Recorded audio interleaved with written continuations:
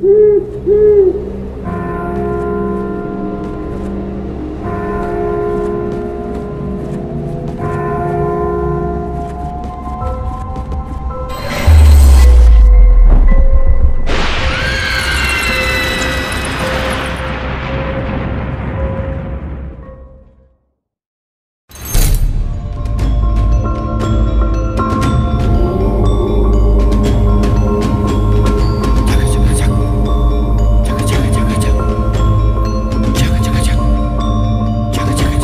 গল্পের ঘটনাবলী সম্পূর্ণ কাল্পনিক।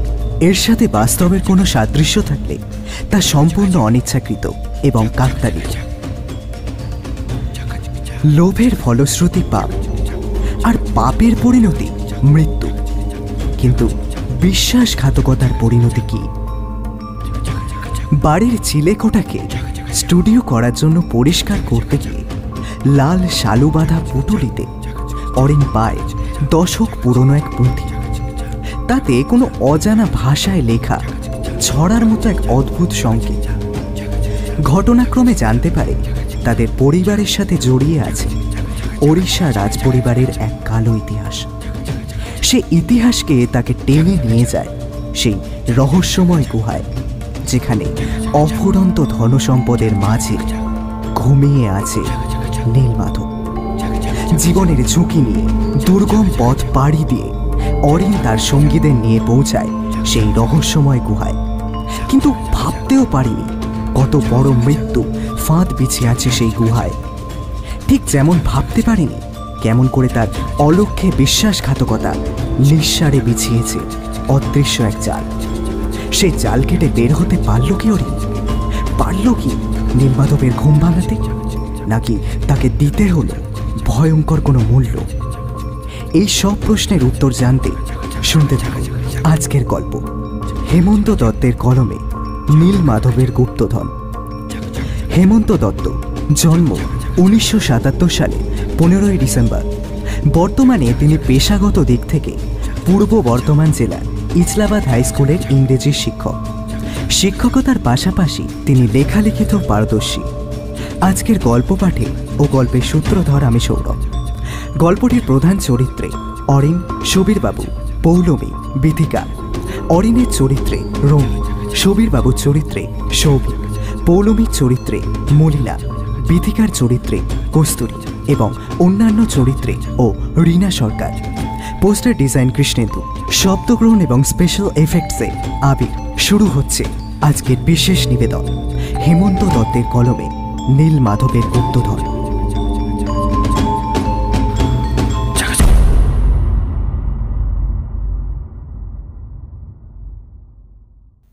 শূন্য বেদির সামনে মনে মনে বিষ্ণুমন্ত্র পড়ে তারপর মাটির প্রদীপটা বার কয়েক ঘোরালো চোখে জলের বিন্দুটা নিয়ে। এক মুহূর্ত স্থির। চোখে দেখল শূন্য পাথরের আসনটাকে। তারপর অপেক্ষা করতে লাগলো মহল ঘুমাবার জন্য। বেশ কিছু পরেই মহল ঘুমিয়ে পড়লে ঘন নীরবতায় ঢেকে গেল গোটা রাজপ্রাসাদ। দূর থেকে ভেসে আসা ঝিঁঝির আওয়াজ আর দীর্ঘ বারান্দায় জ্বলতে থাকা কেরোসিন বাতির শিখার মৃদু আওয়াজ ছাড়া আর কোনো শব্দ শোনা গেল না। এই সময়টারই অপেক্ষা করছিল মহিলাটি। আলতো হাতে দরজা খুলে একবার বাইরের বারান্দায় এলো। তীক্ষ্ণ দৃষ্টিতে দেখল বারান্দা আর নিচের গোল চত্বরটাকে। হঠাৎই দূরে কোথাও কোনো নিশাচর তীক্ষ্ণ স্বরে ডেকে উঠল। একটু চমকে উঠল মহিলাটি। তারপর দ্রুত পায়ে ঘরের ভেতর ফিরে এসে সিংহাসনের সামনে একটু আগে নামিয়ে রাখা মাটির প্রদীপটাকে নিয়ে এগিয়ে গেল জানালার ধারে। জানালা দিয়ে তাকালো সামনের আবছায়া অন্ধকারে, চোখ ঈষৎ বড় করে।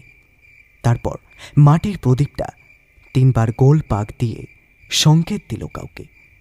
একটু পরেই সামনে জঙ্গলটা নড়ে উঠল। মহিলা জানালা থেকে ফিরে এসে অপেক্ষা করতে লাগলো কারো আগমনের। বেশ কয়েকটা মুহূর্ত। একটু পরেই দালান চত্বরে গোল নকশা তোলা চক্রের মধ্যে উপস্থিত হলো এক দীর্ঘ ছায়ামূর্তি। ছায়ামূর্তির গায়ে কালো পোশাক, কোমরে গোজা ধারালো অস্ত্র, মুখ কালো কাপড় দিয়ে ঢাকা। ছায়ামূর্তি একবার চারিদিক চকিত দৃষ্টি ফেলে দ্রুত পায়ে বারান্দায় উঠল। তারপর ততোধিক দ্রুত পায়ে এসে হাজির হল প্রাসাদের একদম শেষ প্রান্তের ঘরটার সামনে। 3 বার মৃদু টোকা দিল দরজায়। দরজা খুলে গেল মৃদু একটা আওয়াজ করে। ছায়ামূর্তি ভেতরে ঢুকতেই দরজাটা নিঃশব্দে বন্ধ হয়ে গেল। ছায়ামূর্তি ভেতরে ঢুকে চাপা অথচ গম্ভীর স্বরে বলল, ম্যাপটা কোথায় আছে? মহিলা ধীর ভারী স্বরে বলল, আছে আমার সাথে। কোথায় দাও? চাপা উত্তেজনা নিয়ে বলল পুরুষ মূর্তিটি। মহিলা তার ডান পাটা তুলল পুরুষ মূর্তির সামনে। পুরুষ মূর্তির চোখ ঈষৎ বিস্ফারিত হল। ঠোঁটের কোণে খেলে গেল অদ্ভুত এক হাসি। হাসির সেই রেশটা নিয়ে পুরুষ মূর্তি চাপা স্বরে বলল, এখানে। মহিলাটি চোখ আলতো বড় করে বলল, কদিন ধরে এটাই করছি গোপনে। আর আসলটা? কৌতূহল নিয়ে জিজ্ঞাসা করল পুরুষ মূর্তি। পুড়িয়ে ফেলেছি। আমি চাই না আমি ছাড়া কেউ এই গুহার সন্ধান পাক। কঠিন স্বরে বলল মহিলা। পুরুষ মূর্তির ভ্রুটা কুঁচকে গেল একটু। তারপর গম্ভীর স্বরে বলল, চলো, দেরি হয়ে যাচ্ছে। মহিলা ঈষৎ মাথা নেড়ে বলল, আমার কিন্তু নীলমাধবের মূর্তিটা চাই। পুরুষ মূর্তি তীক্ষ্ণ এক হাসি নিয়ে বলল, আর আমার চাই। পুরুষ মূর্তির চোখ দুটো যেন কোনো এক লোভে চকচক করে উঠল। মহিলা পুরুষ মূর্তির হাত ধরে এগিয়ে গেল জানলার দিকে। তারপর জানলা থেকে ঝুলতে থাকা শাড়িটা দৃঢ় মুঠোয় ধরে সরসর করে নেমে গেল দুজনে, আর মিলিয়ে গেল রাতের অন্ধকারে। খক খক খক করে বেশ কয়েকবার কাশির পর অরিন একটু থামল। এই ঘরটাকে সে কি পরিষ্কার করবে? ভাঙা বাক্স, শালুর কিছু পুঁটলি আর গুচ্ছের খানেক অপ্রয়োজনীয় জিনিসপত্র। জিনিসপত্রগুলোয় ধুলো ধরেছে বিস্তর। লাল শালু ধুলো পড়ে সাদাটে হয়ে গেছে। কত কত দশক ধরে যে এভাবে পড়ে আছে কে জানে। ঘরটাই তো তালা ভেঙে খোলা হলো কত কত বছর পর। অরিনের মনে আছে ছোটবেলায় তার ঠাকুমা শেষ একবারই এই ঘরটায় ঢুকেছিল। তারপর থেকেই তালা বন্ধ হয়ে পড়ে আছে এটা। তার বাবা মা কেউই এই ঘরটায় ঢোকেনি কোনোদিন। কেন কে জানে? হয়তো ঠাকুরমার তেমনি নির্দেশ ছিল। ছোটবেলায় অরিন একবার ঠাকুমাকে জিজ্ঞাসা করেছিল, কি আছে ও ঘরে ঠাম? মৃদু হেসে চোখ বড় বড় করে ঠাকুমা বলেছিল, ওখানে ঘুমিয়ে আছে নীলমাধব। ছোট্ট অরিন চোখ একটু বড় বড় করে জিজ্ঞাসা করত, কে এই নীলমাধব ঠাম? ঠাম্মা তাকে বুকের কাছে টেনে বলতো, তাহলে শোন, একটা গল্প বলি। গল্পের নাম শুনে অরিন কান খাড়া করে শুনত ঠাকুরমার বলা নীলমাধবের গল্প। ঠাকুরমা বলতো,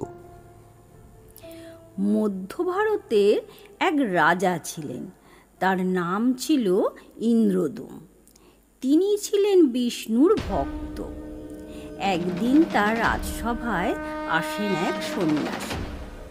তিনি মহারাজকে জানান বিষ্ণুদেব স্বয়ং নীলমাধবের রূপ ধরে উড়িষ্যার জঙ্গলে বিরাজ করছেন। রাজার খুব স্বাদ হলো সেই নীলমাধবকে দেখা। ইন্দ্রদূম তখন মুখ্য পূজারীর ভাই বিদ্যাপতিকে পাঠান উড়িষ্যার সেই জঙ্গলে। বিদ্যাপতি তো সহস্র যোজন পথ অতিক্রম করে পৌঁছায় উড়িষ্যার সেই ঘন জঙ্গলে নীলমাধবের খোঁজ পাবার জন্য। সেখানে তার দেখা হয় কাবিলার সর্দার বিশুবাসুর সাথে। বিদ্যাপতি মনের ইচ্ছা প্রকাশ করলে সে তখনই প্রত্যাখ্যান করে। বিদ্যাপতি ফিরে যাবার সিদ্ধান্ত নিলেও ফিরতে পারল না, কারণ হঠাৎ তার সাথে পরিচয় ঘটে বিশ্ববাসুর মেয়ে। বেশ কয়েকদিনের মধ্যেই বিয়ে হয় মেয়েটির।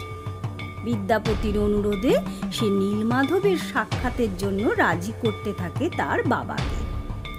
বিশ্ববাসু তার মেয়ের অনুরোধ ফেলতে না পেরে শেষ পর্যন্ত রাজি হয়, কিন্তু একটা শর্ত রাখে। বিদ্যাপতির চোখে বাঁধতে হবে কালো পট্টি দিয়ে। বিদ্যাপতি রাজি হয়।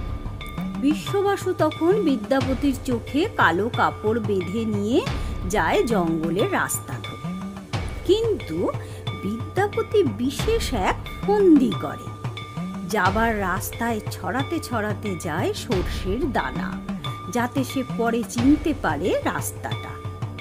নির্দিষ্ট স্থানে পৌঁছে চোখের পর্দা সরাতে নীলমাধবের মূর্তি দেখে মোহিত হয়ে যায় বিদ্যাপতি। ইন্দ্রদূমের কাছে গিয়ে সব জানাতে রাজা দল বল নিয়ে যখন সেই জায়গায় আসে, আর অত্যন্ত অবাক হয়ে দেখে নীলমাধবের মূর্তি সেখানে নেই। সেই মূর্তি কোথাও অদৃশ্য হয়ে গেছে।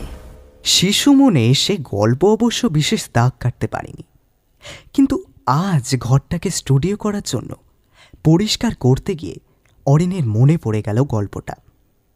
আর তখনই মনে হলো, সত্যি কোন নীলমাধবের ঘুমিয়ে থাকার কথা বলতে চেয়েছিল তার ঠাকুমা, নাকি তার শুধুই গল্প ছিল, কে জানে। এসব নিয়ে এখন ভেবে আর লাভ নেই। তাকে যত দ্রুত সম্ভব ঘরটাকে পরিষ্কার করতে হবে। সামনের সপ্তাহে সে স্টুডিওটা রেডি করতে চায়। বড় বড় ভ্লগারদের স্টুডিওগুলো যেমন হয় তেমন একটা বানাবে সে। নিজের মনে ঈষৎ মাথা নেড়ে কাজে হাত লাগালো অরিন। ডাঁই করে রাখা বাক্সগুলো টেনে বের করলো ঘরটা থেকে। সাদাটে জরাজীর্ণ লাল শালুর পুঁটুলিগুলোর দিকে হাত বাড়ালো, কিন্তু হঠাৎই মেঝেতে পড়ে থাকা কোনো ভাঙাচোরা আসবাবে ঠোকা লেগে হুমড়ি খেয়ে পড়ে গেল সশব্দে। হুড়মুড় করে বেশ কয়েকটা জিনিস পড়ে গেল অরিনের গায়ের ওপর। মৃদু চোট পেল অরিন, কিন্তু মাথাটা শালু বাঁধা পুটুলিতে পড়ায় খুব জোর বেঁচে গেছে। ভাগ্যে সেই সময় মা বাড়িতে নেই, না হলে ধুমধুমার বেঁধে যেত। ঝাড়া দিয়ে উঠতে গেল অরিন, আর ঠিক তখনই ডান হাতে ধাতব কিছুর স্পর্শ পেল। কিছুটা চমকে সেদিকে তাকালো, দেখল ওভাবে আছড়ে পড়ায় তার একটা হাত জরাজীর্ণ লাল শালু ছিঁড়ে ঢুকে গেছে একটা পুটুলির ভেতর, আর সেখানেই সে ধাতব স্পর্শটা পাচ্ছে। দ্রুত উঠে মুঠো ধরে বের করে আনলো জিনিসটা। আবছা আলোয় দেখল জিনিসটা একটা গোল পিতলের বাক্স। জিনিসটাকে ঠিক বাক্স বলা যায় না, অনেকটা ডাব্বার মতো। ডাব্বার মুখের আংটাটা ধরে হ্যাঁচকা একটা টান দিল, শব্দ করে খুলে গেল ঢাকনাটা, আর ডাব্বার ভেতর থেকে ছিটকে বেরিয়ে এলো একটা ছোট গোল চাকতির মতো কিছু। চাকতিটা মেঝেতে পড়ে গড়িয়ে গেল বেশ খানিকটা। ডাব্বাটা মেঝেতে নামিয়ে চাকতি মতো জিনিসটা ঝুঁকে তুলল অরিন। চাপা আলোয় ঘুরিয়ে ঘুরিয়ে দেখল জিনিসটাকে। ভ্রুকুচকে চাকতিটা আরো কয়েকবার ঘোরালো অরিন। চাকতির গায়ে বিশেষ কোনো মূর্তির ছাপ, তাতে কোনো শাল লেখা অজানা ভাষা। অরিন বুঝতে পারল এটা কোনো সোনার মোহর জাতীয় কিছু, কিন্তু এটা এখানে এলো কিভাবে? কে রাখলো এখানে? আরো কি আছে? দ্রুত ডাব্বাটা তুলে ভেতরে হাত ঢোকালো অরিন। সেখান থেকে বের হয়ে এলো একটা ছোট ভাঁজ করা কাগজ। কাগজটা হলদেটে হয়ে গেছে, তাতে লেগেছে কালচে ছোপ। বেশ খানিকটা কৌতূহল নিয়ে অরিন খুলল কাগজের ভাঁজটা। তাতে লাল কালিতে লেখা দুর্বোধ্য কয়েকটা লাইন। অক্ষরগুলো গোল গোল পাকানো পাকানো। অরিনের অনুমান বলছে অক্ষরগুলো ওড়িয়া ভাষা। চন্দনেশ্বর মন্দিরের দরজায় সে এই ধরনের গোল গোল অক্ষরগুলো দেখেছিল, কিন্তু কি অর্থ এই ছড়াটার? আচ্ছা, গুগল ট্রান্সলেট করলেই তো হয়ে যায়। দ্রুত পকেট থেকে ফোনটা বের করে গুগল লেন্স অন করল, কিন্তু হলদেটে কালো ছোপ ধরা কাগজে লেখা স্ক্যান করতে পারল না কিছুই। হিজিবিজি কয়েকটা শব্দ ফুটে উঠল মোবাইলের স্ক্রিনে। অরিনের মন বলছে এই ছড়ার মধ্যে রয়েছে অনেক রহস্য। হঠাৎই ছোটবেলায় ঠাকুমার বলা কথাটা আবারও মনের ভেতর বেজে উঠল। এই ঘরে শুয়ে আছে নীলমাধব।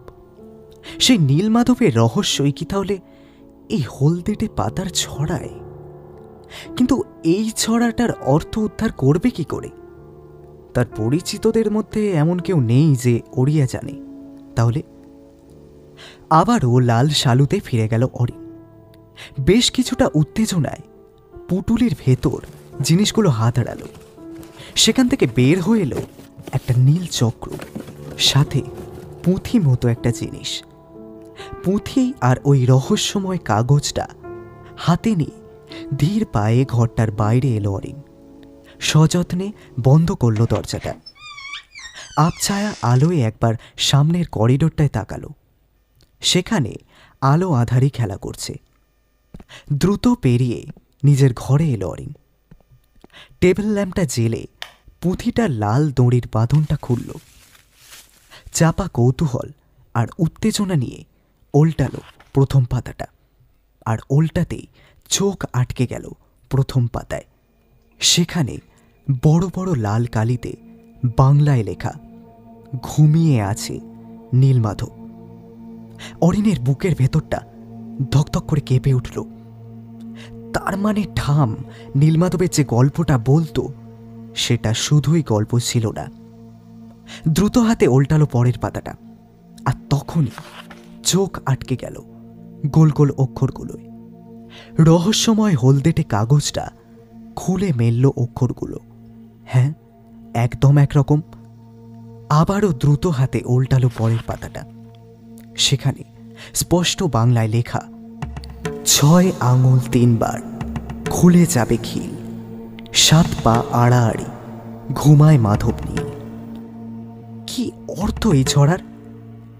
আর কিছু ভাবার আগে পকেটের ফোনটা ঝনঝন করে বেজে উঠল। অরিন ফোনটা কানে দিতেই অপর প্রান্ত থেকে ঘর ঘরে একটা গলা ভেসে এলো। হ্যালো অরিন বাবু, সন্ধ্যে 8টায় চলে আসুন নীলাচল হোটেলে, রুম নাম্বার 111। অরিন কিছুটা থতমত খেয়ে গেল। কে রে ভাই, এমনভাবে ডাকছে যেন ছেলেবেলার পরিচিত। অরিন তাই কিছুটা বিরক্তি মিশিয়ে বলল, আপনি কে মশাই, এভাবে যেতে বলছেন? আর আপনি ডাকলেই আমি যাব কেন বলুন তো? ফায়দা তো আপনারও আছে। একই রকম ঘর ঘরে গলায় বলল লোকটি। ফায়দা? কিসের ফায়দা? অরিন লোকটার পাগলামি দেখে যেন অবাক হয়ে যাচ্ছে। আরে সে তো এলেই বুঝতে পারবেন। একই রকম গলায় লোকটি বলল, সরি টু সে, আমি যেতে পারছি না, আমার বিস্তর কাজ আছে। পাগলামি করার মতো সময় আমার হাতে নেই। আপনি ডাকলেন আর আমি লাফাতে লাফাতে চলে যাব? এরম ভাবলেন কি করে মশাই? বেশ কিছুটা ঝাঁঝিয়ে বলল অরিন। কেউ নীলমাধবকে জাগাতে চান না? একই রকম ধীর স্বরে বলল লোকটা। নীলমাধব নামটাই যেন অরিনের বুকে হাতুড়ি পেটালো। কাঁপা কাঁপা স্বরে বলল, নীলমাধব? চলে আসুন ঠিক 8টায়। বলেই ফোনটা কেটে দিল লোকটা। অরিন এক মুহূর্ত স্থির হয়ে দাঁড়িয়ে রইল। মনের ভেতর পাক খেয়ে গেল বেশ কয়েকটা প্রশ্ন। কে এই নীলমাধব? কিভাবে জাগাবো তাকে? এই অপরিচিত লোকটাই বা কে? আর আজকে যখন একটু মাত্র আগে সে নীলমাধবের নামটা পুঁথির পাতায় দেখল, ঠিক তখনই অপরিচিত ফোনটা এলো। এটা কি নিছকই কাকতালীয়, নাকি কোনো নিগূঢ় রহস্য আছে? অরিন মনের মধ্যে প্রশ্নের চক্রটা নিয়ে পুঁথির পাতাটা বন্ধ করল। তার মন বলছে যে ভয়ঙ্কর কিছু ঘটতে চলেছে, কিন্তু কি সেটা? মনের মধ্যে বেশ খানিকটা তোলপাড় চলার পর নিজেকে গোছালো অরিন। সিদ্ধান্ত নিল সে নীলাচল হোটেলের 111 নম্বর রুমে যাবে। দেখা যাক না কি হয়। মা বাবা বাড়িতে নেই, তাই এমনিতেই বাইরে খেতে যেতে হতো। দেখা করে ফেরার পথে খাওয়া দাওয়ার পাট চুকিয়েই ফিরবে সে। একবার দেওয়াল ঘড়ির দিকে তাকালো। 7:40। এখান থেকে যেতে বড়জোর 10-12 মিনিট লাগবে। দরজাটায় চাবি দিয়ে বাইকটা নিয়ে রওনা দিল অরি নীলাচল হোটেলের উদ্দেশ্যে। উত্তেজনায় হয়তো একটু জোরেই চালিয়েছিল। হোটেলের গেটে যখন পৌঁছালো তখন 8টা বাজতে মিনিট 5 বাকি। একবার নিজেকে মনে মনে গোছালো অরি। তারপর ধীর পায়ে কাঁচের দরজা ঠেলে ঢুকল। হোটেলের ভেতর রিসেপশনে বসে আছে এক 20-22 বছরের মহিলা। মহিলাটি কিছুটা আনমনে নিজের কানের দুলটা ঠিক করছিল।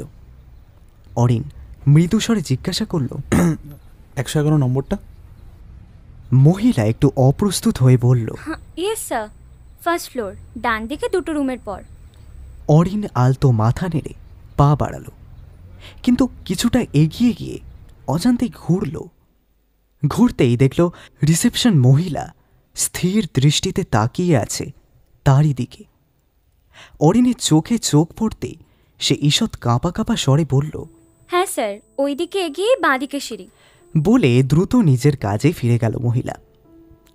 অরিনের যেন বুকের ভেতর অজানা কেউ দৌড়ে গেল শিরশির করে। এক মুহূর্ত দাঁড়ালো, তারপর ধীর পায়ে এগিয়ে গেল সিঁড়ির দিকে। 111 নম্বর রুমে পৌঁছে দরজায় দুবার টোকা দিতে খুলে গেল দরজাটা। একটি বছর 24-এর মেয়ে মুখ বাড়িয়ে বলল, অরিনবাবু আসুন, স্যার আপনার জন্যই অপেক্ষা করছেন। অরিন ভেতরে ঢুকে দেখল একটি মাঝবয়সী লোক বসে আছে একটা কালো সোফায়। বেশ কিছু কাগজপত্র সামনে টেবিলে নামানো। লোকটার মুখে চাপ দাঁড়ি, মাথার চুল কোঁকড়ানো, চোখে মোটা ফ্রেমের চশমা, গায়ে লম্বা ঝুলের পাঞ্জাবি, তার উপর কালো খদ্দেরের একটা চাদর সুন্দর করে জড়ানো। অরিনকে পাশের সোফাটায় বসতে ইঙ্গিত করল ভদ্রলোক। অরিন বসতে বসতে একবার চারিদিক দেখে নিল। মাঝবয়সী ভদ্রলোক কাগজগুলো থেকে মুখ তুলে বলল, আগে পরিচয়টা সেরে নি, না হলে আপনি হয়তো সহজ হতে পারছেন না। আমার নাম সুবীর পটনায়ক, আর এ আমার ছাত্রী কাম সহকারী পৌলমী মিত্র। আমার বাড়ি উড়িষ্যায়। আমি পেশায় একজন আর্কিওলজিস্ট। সুবীর পটনায়ক একটু থামলেন, একবার পৌলমী মিত্রের দিকে অর্থপূর্ণ দৃষ্টিতে তাকালেন, তারপর বলতে শুরু করলেন আবার, আমি প্রাচীন কিছু জিনিসপত্র নিয়ে কাজকর্ম করতে গিয়ে এই ম্যাপটা খুঁজে পাই উড়িষ্যার জঙ্গলে এক নির্জন গুহায়। অরিন বুঝতে পারল না হঠাৎ তাকে হোটেলে ডেকে এই ভদ্রলোক ভূগোল পড়াতে শুরু করলো কেন। তাই কিছুটা বিরক্ত হয়ে বলল, আপনি মনে হয় নীলমাধব নিয়ে কিছু বলার জন্য আমাকে ডেকেছেন। তার আগেও আমি জানতে চাই আমার ফোন নাম্বারটা কোথায় পেলেন। কারো ফোন নাম্বার জোগাড় করাটা আজকের দিনে কি খুব কঠিন কাজ? উল্টো দিকের সোফায় বসতে বসতে বলল পৌলমী। না তা নয়, তবে অরিনের কেমন যেন একটা অস্বস্তি লাগছে। সুবীরবাবু ঈষৎ হেসে বললেন, আপনার সব উত্তরই পাবেন। তার আগে আমি যা বলি মন দিয়ে শুনুন। আপনার প্রপিতামহ অর্থাৎ ঠাকুর দাদার বাবা বলভদ্র ছিলেন উড়িষ্যার তৎকালীন রাজার খাস কর্মচারী, কিন্তু তিনি হঠাৎই রাজমহল থেকে উধাও হয়ে যান এক রাতের অন্ধকারে। আপনি কি জানেন সেসব কিছু? অরিন এক মুহূর্ত ভাবল, হালকা হালকা এসব কথা যেন সে শুনেছিল ছোটবেলায়, কিন্তু ঈষৎ মাথা নেড়ে বলল, আমি এসব ব্যাপারে বিশেষ কিছুই জানি না। সুবীরবাবু নিজের দাড়িতে একবার বাঁ হাত দিয়ে বুলিয়ে কি যেন ভাবলেন, তারপর গম্ভীর হয়ে বললেন, আপনি নিশ্চয়ই জগন্নাথ ধাম থেকে নীলমাধবের অদৃশ্য হয়ে যাওয়ার বিষয়টা জানেন। অরিন কিছু উত্তর দেওয়ার আগে লোডশেডিং হয়ে গেল, আর ঠিক তখনই পৌলমী চিৎকার করে ছুটে গেল দরজার দিকে। কে ওখানে? বলে হ্যাঁচকা টানে খুলল দরজাটা। অরিনও মোবাইলের টর্চটা জেলে ছুটে গেল, দরজার কাছে গিয়ে বলল, কি হলো পৌলমী? কেউ একজন আড়ি পেতে আমাদের কথা শুনছিল। আমি দরজা খুলতেই অন্ধকারে পালিয়ে গেল। বেশ কিছুটা উত্তেজিত হয়ে বলল পৌলমী। অরিনের চিবুক কঠিন হয়ে গেল। সে টর্চের আলোটা বাইরের করিডোরে ফেলল দ্রুত হাতে, কিন্তু সেখানে কেউ নেই। একটু পরে আলো জ্বলে উঠল। অরিন ফিরে এসে নিজের সোফায় বসল। পৌলমীও দরজাটা বন্ধ করে ফিরে এলো। সুবীরবাবু মৃদু স্বরে বললেন, নিশ্চয়ই বুঝতে পারছেন আমরা যে কাজটা করতে যাচ্ছি সে ব্যাপারে আরও অনেকের আগ্রহ আছে। আপনি কি চান না বহু প্রাচীন সেই মূর্তি উদ্ধার হোক? অবশ্যই চাই, কিন্তু আমি কিভাবে আপনাদের এই ব্যাপারে সাহায্য করব বুঝে উঠতে পারছি না। ভারী স্বরে বলল অরিন। সুবীরবাবু বেশ কিছুটা আগ্রহ নিয়ে ম্যাপটা অরিনের দিকে বাড়িয়ে দিলেন। এই জায়গাটার নাম দারিংবাড়ি। এটা পুরী থেকে প্রায় 250 কিলোমিটার দূরে একটা জায়গা, যেটা পাহাড় আর জঙ্গলে ঘেরা। আমার হিসাব যদি সত্য হয় তাহলে নীলমাধবের সেই আদি মূর্তি ওইখানে গুহার মধ্যে রাখা আছে। অরিন ঈষৎ মাথা নেড়ে বলল, তাই যদি হয় তাহলে আপনারা সেখানে গিয়ে খুঁজছেন না কেন? এইখানেই তো অসুবিধা রিন বাবু। সেদিন রাতে আপনার প্রপিতামহ একা নয়, সাথে নিয়ে যান রাজবাড়ির ছোট মেয়ে চন্দরাকে। রাজবাড়িতে হুলুস্থুল পড়ে যায়। রাজা তার সৈন্যদের পাঠায় তাদের ধরার জন্য। মাসখানেক বাদে চন্দরার মৃতদেহ গলা কাটা অবস্থায় পাওয়া যায় জঙ্গলে, কিন্তু আপনার প্রপিতামহের কোনো খোঁজ মেলে না। আর গল্পের শুরু এখান থেকেই। গল্প মানে? অবাক হয়ে জিজ্ঞাসা করল অরিন। হ্যাঁ, গল্প। চন্দ্রার মৃতদেহ জঙ্গল থেকে তুলে এনে রাখা হয় রাজবাড়ির দালান চত্বরে। গোটা রাজবাড়িতে তখন মৃত্যু শোক বিরাজ করছে। চন্দ্রার খুনিকে ধরার আপ্রাণ চেষ্টা চলছে তখন। প্রতিশোধের আগুন গোলার মতো ছুটে বেড়াচ্ছে গোটা রাজবাড়ি জুড়ে। তাই কেউ খেয়াল করেনি চন্দ্রার ডান পায়ের পাতার নিচে আঁকা এক অদ্ভুত নকশাকে।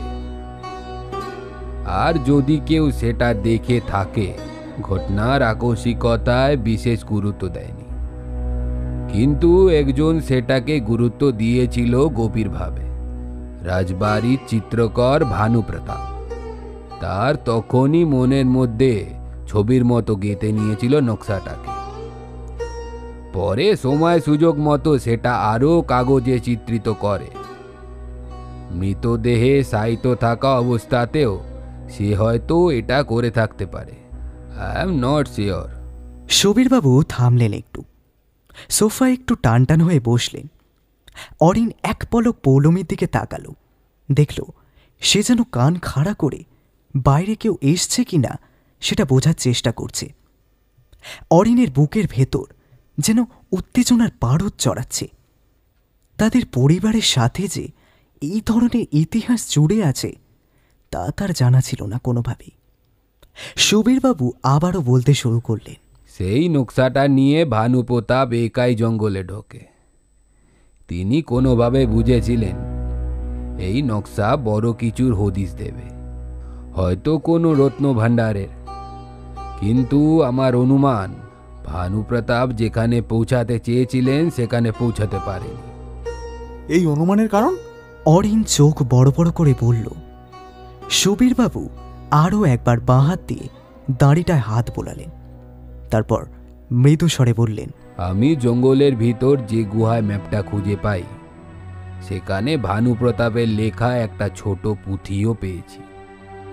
সম্ভবত কোনো একটা অজানা রোগে আক্রান্ত হয়ে ভানুপ্রতাপ এই গুহাতে আশ্রয় নেয় এবং শেষ সময় লিখে যায় পুঁথি, যেটা আমার অনুমানটাকে প্রতিষ্ঠা করে। অরিন ঈষৎ মাথা নাড়ল। তারপর হঠাৎ কিছু একটা মাথায় এসেছে এমনভাবে বলল, আচ্ছা, এর সাথে নীলমাধবের অন্তর্ধানের সম্পর্কটা কি? সুবীরবাবু আলতো ঠোঁটে হাসলেন। তারপর গম্ভীর হয়ে বললেন, নকশাটার নিচে উড়িয়া অক্ষরে লেখা বাক্যটা আপনি সম্ভবত খেয়াল করেন। অরিন চকিতে তাকালো ম্যাপটার দিকে। দেখল সত্যি কালো গোল গোল অক্ষরে সেখানে কিছু লেখা আছে। কিন্তু কি লেখা আছে ওগুলো? যা নীলমাধবের অন্তর্ধানের ইঙ্গিত দিচ্ছে। তাই কিছুটা বোকা বোকা স্বরে জিজ্ঞাসা করল, কি অর্থ এটার? ঘুমিয়ে আছে নীলমাধব। সুবীরবাবুর গমগমে গলায় বলা কথাগুলো বিদ্যুৎ তরঙ্গের মতো অরিনের বুকে বয়ে চলল।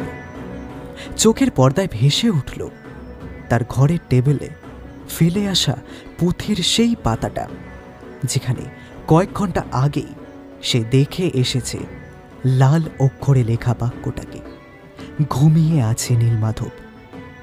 এতক্ষণে বুকের ভেতর যে চাপা অবিশ্বাস আর সন্দেহ এই মানুষ দুটোর উপর ছিল, তা যেন এই মুহূর্তে উধাও হয়ে গেল। সুবীরবাবু গম্ভীর স্বরে বললেন, নীলমাধব নিয়ে আপনি নিশ্চয়ই উড়িষ্যাবাসীদের সেন্টিমেন্ট বোঝেন। তাই আমি দারুণভাবে চাই নীলমাধবকে তা সস্থানে ফিরিয়ে দিতে।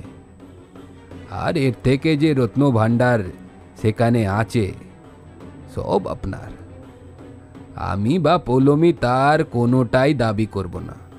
একটু থামলেন সুবীরবাবু, মনে মনে কিছু একটা ভাবলেন। তারপর আবারও ধীর অথচ গম্ভীর স্বরে বললেন, আপনার বাড়িতে অবশ্যই সেই বিষয়ে সূত্র থাকবে। আমরা চাই আপনি সেটা কোনোভাবে উদ্ধার করে আমাদের সাহায্য করুন।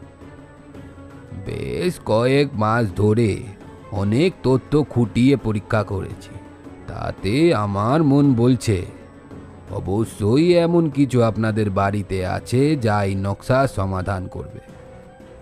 সব কিছুই আপনাকে বললাম, এবার বাকি সিদ্ধান্ত আপনার। অরিন হাত দুটো জড়ো করে চুপ করে বসে রইল একটু। মনে মনে ভাবল, মানুষটার এই প্রচেষ্টায় সে যদি সাহায্য না করতে পারে তা বড় অন্যায় হয়ে যাবে। তাছাড়া শতাব্দী প্রাচীন নীলমাধবের মূর্তিটাকে সত্যি যদি সে উদ্ধার করতে পারে তা বড় পুণ্যের হবে। কিন্তু পারবে কি অরিন? হঠাৎই তার মনে পড়ে গেল তখন চিলেকোঠায় যে মোহরটা ফেলে এসেছিল সেটার কথা। মানিব্যাগ থেকে সেটা বের করে টেবিলে রাখতেই সুবীরবাবু মুখ দিয়ে উল্লাসের একটা শব্দ বের হয়ে গেল। পৌলমী দ্রুত হাতে মোহরটা তুলে নিয়ে বলল, এই জিনিস আপনি কোথায় পেলেন? অরিন মৃদু হেসে বলল, আজকেই চিলেকোঠায় পেয়েছি। আর কিছু পাননি? পৌলমীর গলা দিয়ে উত্তেজনা যেন উথলে উঠছে। অরিন মৃদুস্বরে বলল, হ্যাঁ, একটা ছোট চিরকুট জাতীয় কাগজ, তাতে তাই একটা ছড়ার মতো কিছু লেখা আর একটা পুঁথির। অরিন আরও কিছু বলতে যাচ্ছিল, কিন্তু তার আগেই সুবীরবাবু উত্তেজিত হয়ে বললেন, সেগুলো এখন কোথায়? অরিন ভ্রুকুচকে বলল, আমার বাড়িতে। কেন? না মানে সেগুলো তাহলে কাল নিয়ে আসুন একবার, না হয় তারপর ভবিষ্যৎ পরিকল্পনা করা যাবে। আলতো স্বরে বললেন সুবীরবাবু। অরিন উঠে পড়ল। সে সিদ্ধান্ত নিয়ে ফেলেছে। অদ্ভুত ছড়ার পাতাটা আর পুঁথিটা নিয়ে কালকে আসবে সে। তারপর সুবীরবাবু যেমন নির্দেশ দেবেন সেই অনুযায়ী হানা দেবে দারিংবাড়ির জঙ্গলে। সেখানে কোনো এক রহস্যময় গুহার ভেতরে আছে নীলমাধবের সেই প্রাচীন মূর্তি। সেই মূর্তি উদ্ধারের চেষ্টায় সে সব কিছু দিয়ে সাহায্য করবে সুবীরবাবুকে। অরিন পা বাড়াতে গিয়েও থেমে গেল। হঠাৎ একটা প্রশ্ন বিদ্যুতের মতো খেলে গেল তার মাথায়। আচ্ছা, আমাকে না ডেকে আমার বাবাকেও তো ডাকতে পারতেন। সুবীরবাবু কিছু বলার আগেই পৌলমী বলল, হ্যাঁ, সে চেষ্টাও করেছিলাম আমরা, কিন্তু সফল হয়নি। তিনি আমাদেরকে টোটালি ইগনোর করেছেন। মৃদু হাসল অরিন। সে তার বাবাকে চেনে। এই সব ব্যাপারে তার বাবা যে আগ্রহ দেখাবে না সেটাই স্বাভাবিক। অরিন দরজার কাছে পৌঁছাতেই পৌলমী দ্রুত পায়ে গিয়ে দরজা খুলে দিল। সুবীরবাবু সোফাতে বসেই বললেন, তাহলে কাল আসছেন তো? হ্যাঁ, অবশ্যই, যদি আপনিটা তুমি হয়। মৃদু হেসে বলল অরিন। সুবীরবাবু হো হো করে হেসে বললেন, আচ্ছা, বেশ বেশ। পৌলমী ঠোঁটের কোণেও খেলে গেল এক চিলতে হাসি। হাসির মৃদু রেশটা নিয়ে সে বলল, তাহলে কাল আপনার সাথে আবার দেখা হচ্ছে? অরিন পৌলমী চোখের দিকে তাকিয়ে ঠোঁটের কোণে একটা হাসি নিয়ে বলল, নির্দেশটা কিন্তু দুজনের জন্যই প্রযোজ্য। তারপর দ্রুত পায়ে বের হলো বাইরে। করিডোর ধরে যেতে যেতে অরিন বুঝতে পারল একজোড়া চোখ গভীর দৃষ্টিতে তাকিয়ে আছে তারই দিকে। নিজের মনে মৃদু শীষ দিতে দিতে সিঁড়ি ধরে নামল সে। দেখল রিসেপশন মহিলাটি যেন অপেক্ষা করছিল তারই নামার জন্য। কপালে চিন্তার একটা ভাঁজ উঠে মিলিয়ে গেল অরিনের। এগিয়ে গিয়ে অরিন তাকে বলল, আপনি কি কিছু বলবেন? মেয়েটি থতমত খেয়ে বলল, মানে হ্যাঁ বলছি, আমার নাম বিথিকা। অরিন মৃদু হেসে বলল, রোল নাম্বারটা বলুন, নাম প্রেজেন্ট করতে হবে তো। মেয়েটি প্রথমে অরিনের কথাটা ধরতে পারল না, তারপর বুঝতে পেরে একটু লজ্জিত হয়ে বলল, স্যার মানে আপনার সাথে আমার একটু বিশেষ দরকার আছে, যদি বাড়ির ঠিকানাটা একটু দেন। কেন, বিয়ের কার্ড দিতে যাবেন নাকি? একটা ফিচকেল হাসি দিয়ে বলল অরি। স্যার আপনি কিন্তু বিরাট বিপদে পড়তে যাচ্ছেন। কাঁপা কাঁপা স্বরে বলল বিথিকা। বিপদ মানে? অরিন অবাক হয়ে গেল। স্যার এই কাগজটায় আপনার ঠিকানাটা একটু লিখে দেবেন। বলে বিথিকা একটা কাগজ কলম বাড়িয়ে দিল। অরিন দ্রুত হাতে লিখে দিল ঠিকানাটা। আর ঠিক তখনই পিছন থেকে ডাকটা এলো। এ কি, আপনি এখনো যাননি? অরিন কিছু বলার আগেই বিথিকা বলল, স্যার আমাদের হোটেলের রেটগুলো একটু নিচ্ছিলেন। বলেই বিদ্যুৎ বেগে লেখা পাতাটা সরিয়ে নিল বিথিকা।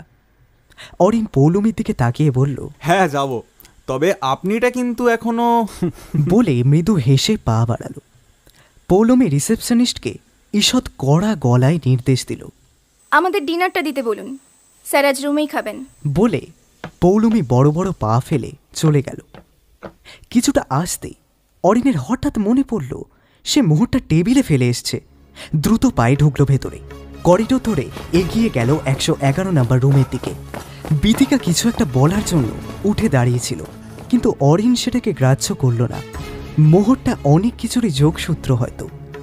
111 নম্বরে দরজাটা টোকা দিল। দরজা খোলা আছে, খাবারটা দিয়ে যান। দরজা ঠেলা দিয়ে ভেতরে ঢুকল অরিন। অরিনকে দেখে পৌলমি সোফা থেকে প্রায় লাফিয়ে উঠে কালো খদ্দেরের চাদরটা দ্রুত সুবীরবাবুর গায়ে জড়িয়ে দিতে দিতে বলল, ও তুমি কিছু বলবে?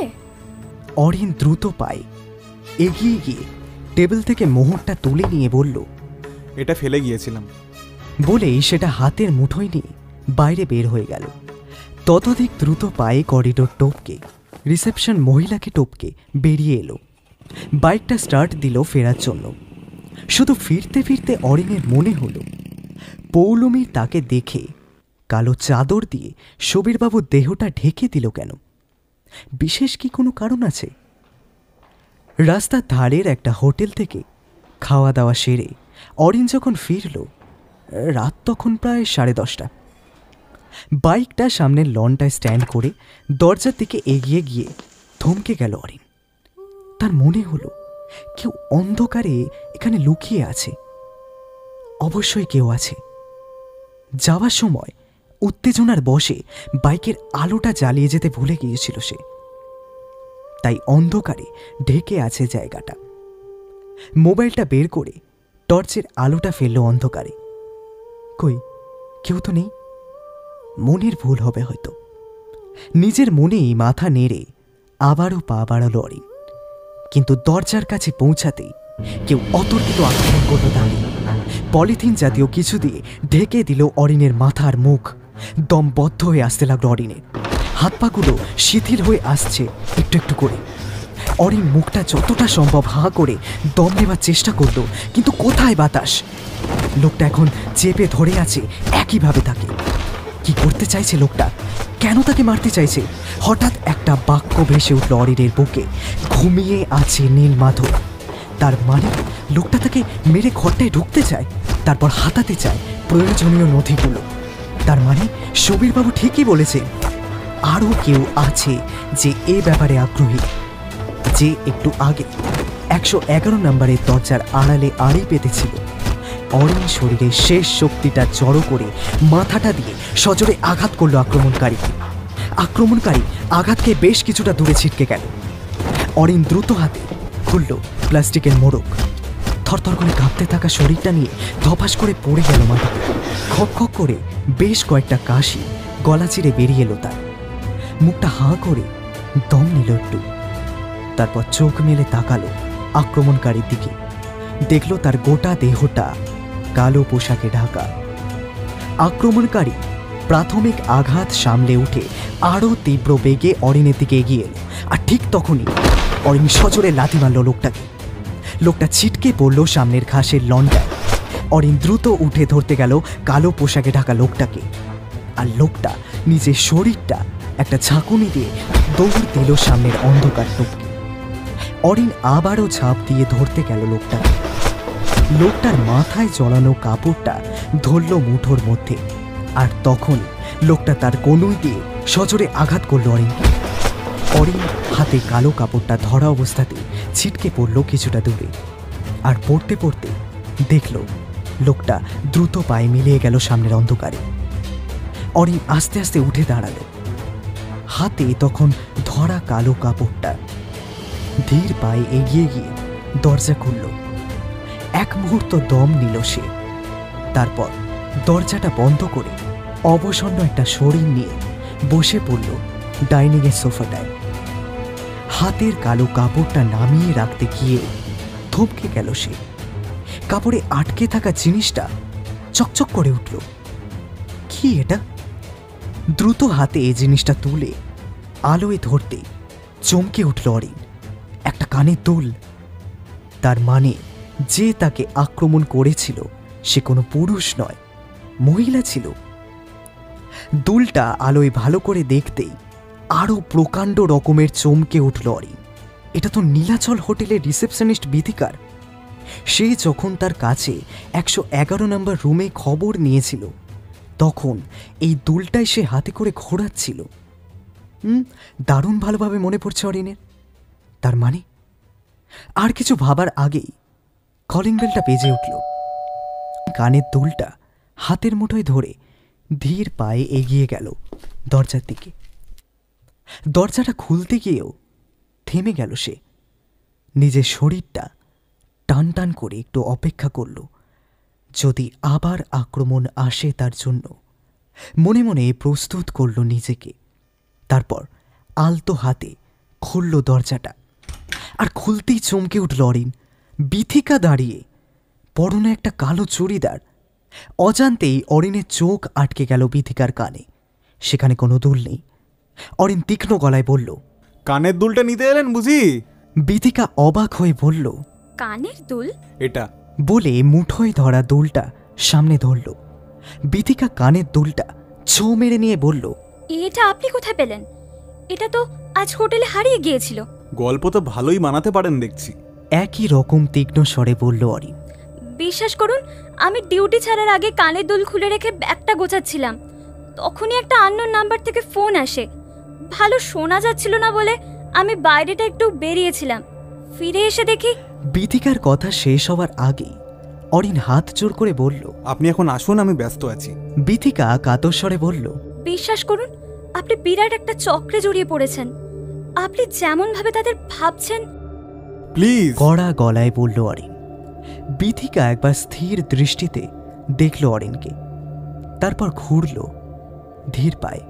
আর ঠিক তখনই অন্ধকার ফুঁড়ে একটা ধারালো ছুরি সনসন বাতাস কেটে বিথিকার কাঁধ ছুঁয়ে গিয়ে বিঁধল উল্টো দিকের দেওয়ালে ঝুলতে থাকা আলোটায়। ঝনঝন শব্দ তুলে ভেঙে গেল সেটা। কাঁচের টুকরো ছিটিয়ে পড়ল মেঝেতে। বিথিকা কাঁধটা চেপে আর্তনাদ করে উঠল। অরিন দ্রুত ছুটে গেল বিথিকার দিকে, আলতো হাতে জড়িয়ে ধরল বিথিকাকে। বিথিকা অরিনের কাঁধে মাথা রেখে অস্ফুটে বলল, আপনার কিন্তু সত্যি খুব বিপদ। আপনি আমার কথা। চেতনা হারিয়ে বিথিকার শরীরটা পড়ে গেল অরিনের শরীরের উপর। অরিন বিথিকার রক্ত ভেজা শরীরটা আলতো হাতে জড়িয়ে হতভম্ব হয়ে দাঁড়িয়ে রইল এক মুহূর্ত। তারপর অচেতন দেহটা নিয়ে ঘরের ভেতর ঢুকল। ডাইনিংয়ের সোফাটায় শুইয়ে দিল বিথিকাকে। আর ঠিক তখনই ফোনটা বেজে উঠল। কিছুটা আনমনে ফোনটা কানে দিল অরিন। উল্টো দিক থেকে পৌলমীর উত্তেজিত গলাটা ভেসে উঠল। অরিন, অরিন স্যারের শরীরটা ভীষণ খারাপ করছে, এক্ষুনি একবার এসো প্লিজ। অরিন ফোনটা কেটে দিয়ে এক মুহূর্ত স্থির হয়ে দাঁড়িয়ে রইল। একবার গভীর দৃষ্টি নিয়ে দেখল বিথিকাকে। রক্ত গড়িয়ে পড়ছে তখনও কাঁধ থেকে। দ্রুত পায়ে টেবিলের দিকে এগিয়ে গেল। ততোধিক দ্রুত হাতে ড্রয়ার খুলে বের করলো ওষুধের বাক্সটা। এক্ষুনি একটা ব্যান্ডেজ করে দিতে হবে ক্ষতটায়। আর ঠিক তখনই চোখ আটকে গেল টেবিলে ফেলে যাওয়া পুঁথিটায়। লাল অক্ষরে লেখা বাক্যটা ভেসে উঠল চোখের সামনে, ঘুমিয়ে আছে নীলমাধব। অরিন মনে মনে বলল, এ কোন খেলায় আমাকে চড়াচ্ছ হে নীলমাধব? ব্যারামপুর স্টেশনে যখন নামলো তিনজনে, তখন বিকেল গড়িয়ে গেছে। অরিনের যেন একটু ক্লান্ত বোধ হচ্ছে এখন। গত 2 দিন ছোটাছুটি হয়ে গেছে বিস্তর। বিথিকা একটু সুস্থ হতে তাকে বাড়িতে নামিয়ে দিয়ে নীলাচল হোটেলে পৌঁছেছিল। সুবীরবাবু ইনডাইজেশনের জন্য হালকা একটু সমস্যা হচ্ছিল। পৌলমী হয়তো একটু বেশি উত্তেজিত হয়েছিল ভয় পেয়ে গিয়ে। অনেক রাতে ফিরে এসে ব্যাগ গোছাতে শুরু করল অরিন। বাবাকে সহজে ম্যানেজ করা গেলেও মাকে ম্যানেজ করতে বেশ কিছুটা বেগ পেতে হয়েছে অরিনকে। অবশ্য মাকে গুচ্ছের খানিক মিথ্যে কথাও বলতে হয়েছে তার জন্য। মা জানে অরিন বন্ধুদের সাথে গোপালপুর বেড়াতে যাচ্ছে, কিন্তু নির্দিষ্ট সময়ের মধ্যে অরিন ফিরতে পারবে তো ঘরে, নাকি তার পরিণতি হবে ভয়ঙ্কর কিছুই। ভাবনাটা মাথায় আসতেই বুকের ভেতরটা গুড়গুড় করে উঠল অরিনের। সুবীরবাবু আর পৌলমী গাড়ি স্ট্যান্ডের দিকে এগিয়ে অরিন নিজের ব্যাগটা কাঁধে তুলে নিয়ে গেল। দরদাম করে একটা গাড়ি বুক করলেন সুবীরবাবু। পৌলমী তাদের ব্যাগগুলো তুলে দিল গাড়ির ডিকিতে। তারপর দুজনে উঠে বসতেই সুবীরবাবুর গায়ে চাদরটা বেশ খানিকটা ভালো করে জড়িয়ে দিল পৌলমী। অরিনও ব্যাগপত্র তুলে এগিয়ে গেল সামনের সিটের দিকে, কিন্তু হঠাৎই থেমে গেল সে। কেউ কি ফলো করছে তাকে? অরিনের যেন মনে হলো কেউ দূরের ওই গাড়িটার আড়ালে দ্রুত লুকিয়ে নিল নিজেকে। মনের ভেতর অজানা এক অনুভূতি শিরশির করে বয়ে গেল অরিনের। সেই চরম অস্বস্তিটাকে যতটা সম্ভব চেপে স্বাভাবিকভাবেই গাড়িতে উঠল অরিন, কিন্তু মনে হচ্ছে ভয়ঙ্কর কোনো বিপদ এগিয়ে আসছে তার ওপর। গাড়ি চলতে শুরু করলে সুবীরবাবু ঈষৎ গম্ভীর গলায় বললেন, এখান থেকে দারিংবাড়ি 120 কিলোমিটার, তাই পৌঁছাতে প্রায় সন্ধ্যা হয়ে যাবে। আমরা আজকের দিনটা দারিংবাড়ির কোনো এক হোটেলেই কাটিয়ে দেব। কাল সকালে আবার যাত্রা শুরু করব। অরিন, তোমার অসুবিধা নেই তো? অরিন ঈষৎ মাথা নেড়ে বলল, না না, অসুবিধা কিসের? এখন আপনি আমাদের গাইড, আপনি যেমন বলবেন তেমনই হবে। বেশ, আর প্রয়োজনীয় কাগজপত্রগুলো নিয়েছো তো? একবার হোটেলে গিয়ে দেখে নিও। 2 দিন তো আর দেখাই হলো না। বেশ গদগদ হয়ে বললেন সুবীরবাবু। অরিন আবারও ঈষৎ মাথা নাড়ল। তারপর ডান পায়ের পাতাটা নাচালো অদ্ভুত কায়দায়। ঠোঁটের কোণে খেলে গেল অদ্ভুত এক হাসি। মনে মনে বলল, নীলমাধব, তুমি এই মরণ খেলার রেফারি। হোটেলে পৌঁছে বেশ কিছুক্ষণ বিশ্রাম নিয়ে চাটা খেয়ে তিনজনে বসল একসাথে।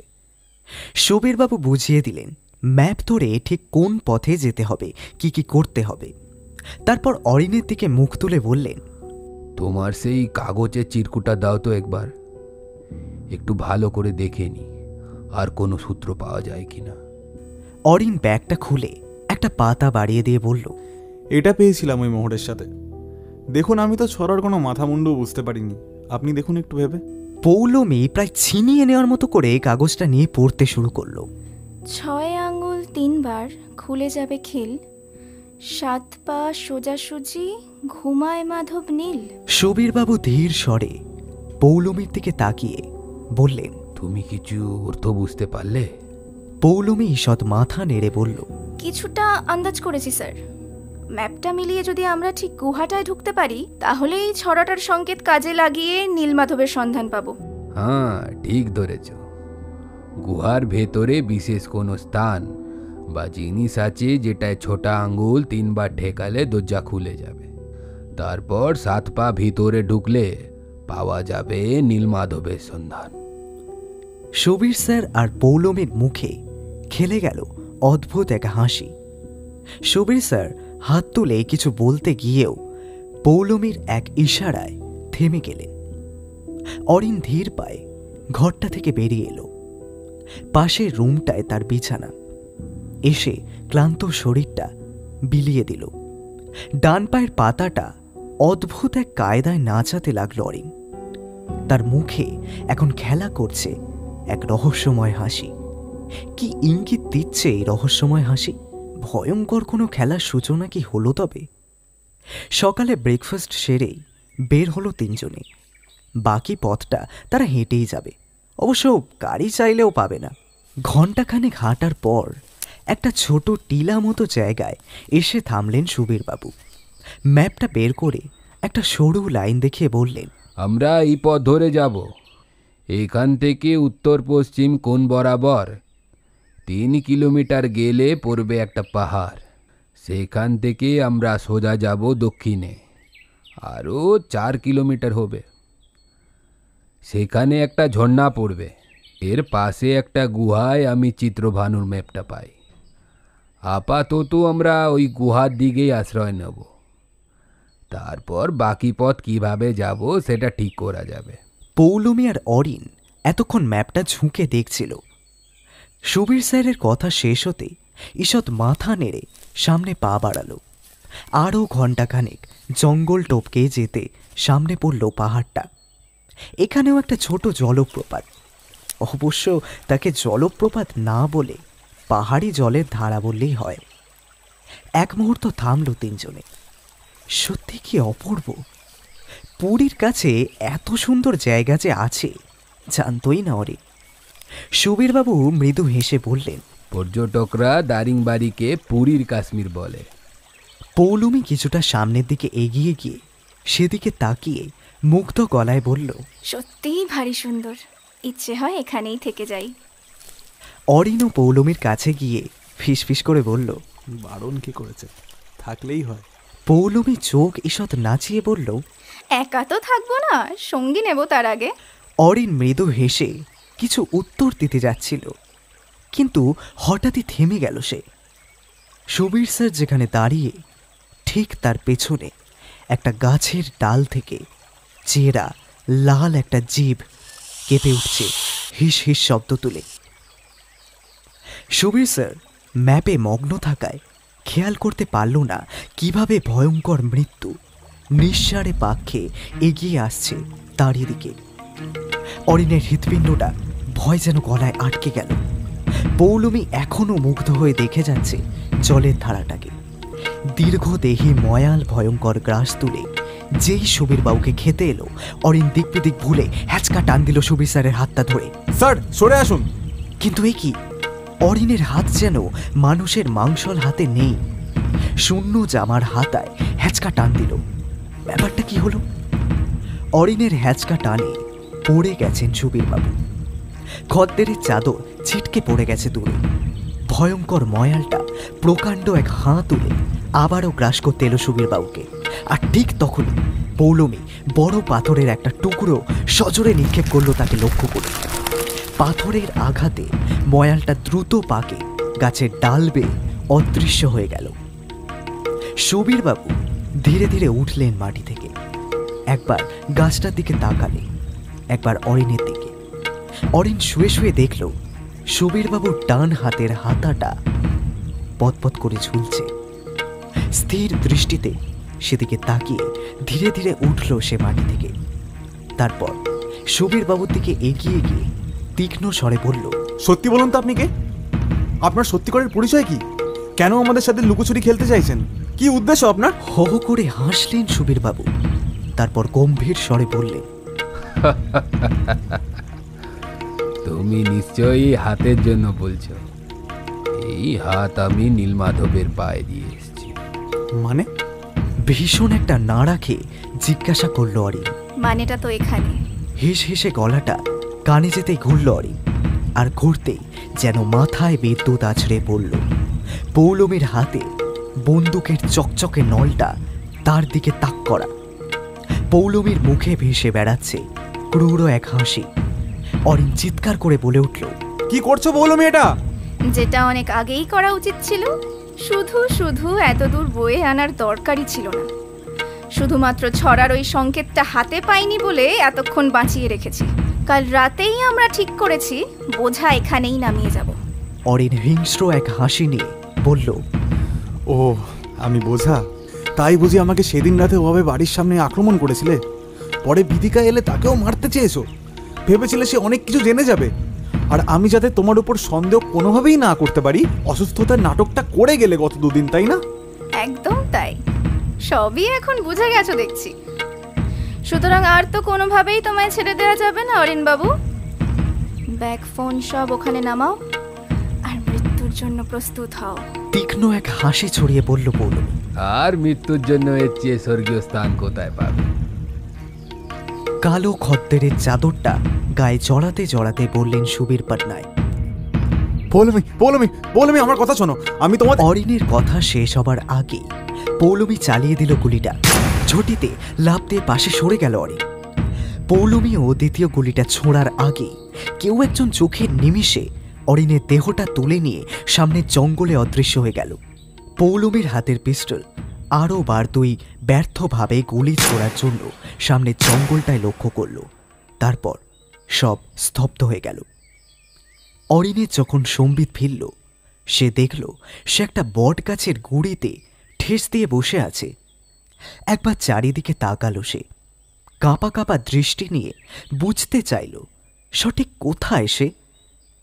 ঘুরতে গেল ধীরভাবে, আর তখনই মহিলা কণ্ঠটা ভেসে এলো, ভয় পাবেন না, এখন আপনি সুরক্ষিত। অরিন চমকে তাকালো সেদিকে। দেখল একজন দীর্ঘদেহী মহিলা বেশ কিছুটা দূরে দাঁড়িয়ে। মহিলার মুখ কালো কাপড়ে ঢাকা। অরিন কাঁপা কাঁপা স্বরে বলল, কে আপনি? মহিলা আলতো হাতে সরালো মুখের কাপড়, আর সরাতে যাকে দেখল তাকে এখানে দেখবে আশাই করেনি অরিন। বিস্ময়ে তার মুখ এক মুহূর্তের জন্য হাঁ হয়ে গেল। তারপর ধীর আশ্চর্য স্বরে বলল, বিদিকা আপনি? বিথিকা ছোট্ট একটা নিঃশ্বাস ফেলে বলল, হ্যাঁ, আমি আপনাকে সাবধান করতে চেয়েছিলাম অনেকবার। এখন বিশ্বাস করছেন তো?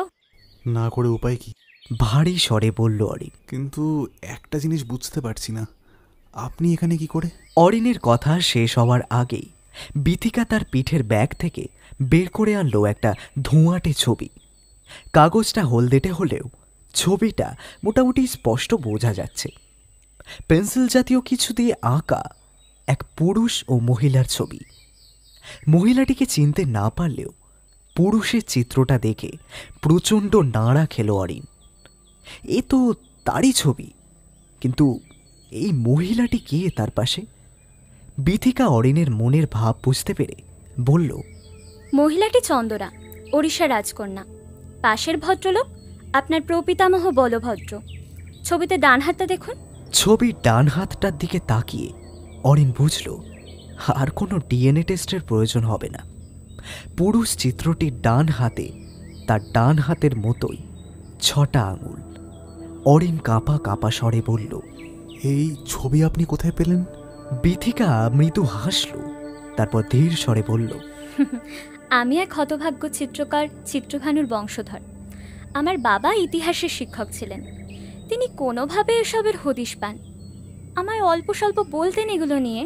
আমি প্রথমে বিশেষ গুরুত্ব দিতাম না, কিন্তু যেদিন বাবা নিরুদ্দেশ হয়ে যান সেদিন বুঝতে পারি তিনি এইসবের সন্ধানে বের হয়েছেন। আমি তার জিনিসপত্র ঘাটাঘাটি করতে গিয়ে আরও অনেক কিছুর সাথে এই ছবিটা পাই। তাই হোটেলে যখন আপনাকে দেখি তখন আঁতকে উঠি, বুঝতে পারি আপনি কে।